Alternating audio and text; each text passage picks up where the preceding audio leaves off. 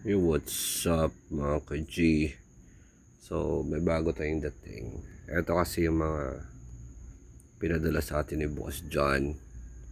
So, mix sizes sa mga gustong kumuha. PM lang. So, yan mga par. Mix na yan. May mga jumbo. Timbangan. So, yan pansin nyo par. Solid. So, ito kasi mga selection na fresh from the farm. Kita nyo yan par. Yan siguro mga nasa 0.20 pataas. Di kasi tayo nagpapakuha ng tersera. Meron man, di tayo nagpapasubstandard.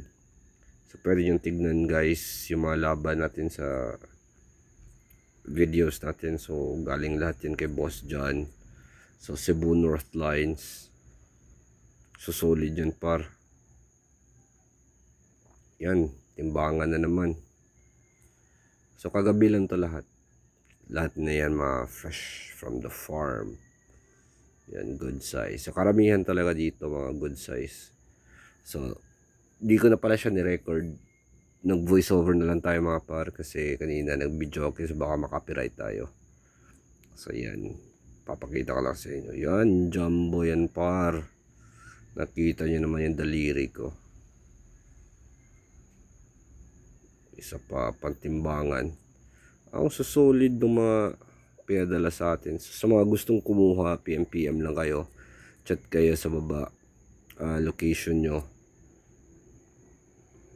Kung gusto nyo naman par, magpaparaffle tayo pag umabot tayo ng at least 200 likes. Yun lang, 200 likes. So, magpaparaffle tayo. Sino yung mga maswerte? Mabibigyan natin. So solid yan para di tayo magbibigay ng hindi solid sa lahat ng mga papadala natin. Make sure natin na quality. So may mga tala. Yan.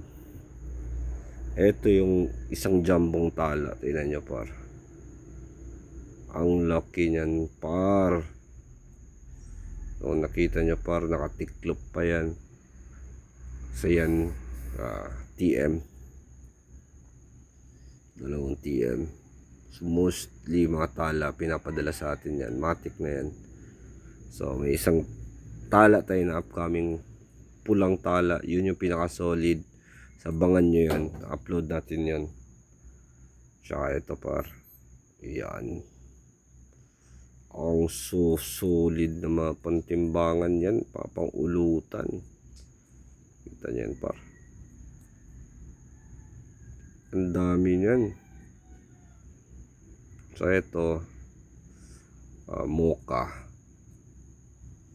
buhin. So ito kasi yung mga common na kulay. Ito yung kinagandahan dito kasi puro itim, tigre. Oh, yan par, napaka solid na pantimbangan. So kung gusto nyo, comment kayo down below kung gusto nyo magpakita kung paano natin i-condition yung mga gagamba natin. Gagawa tayo ng video dyan. So uunahin mo natin yung paraffle natin.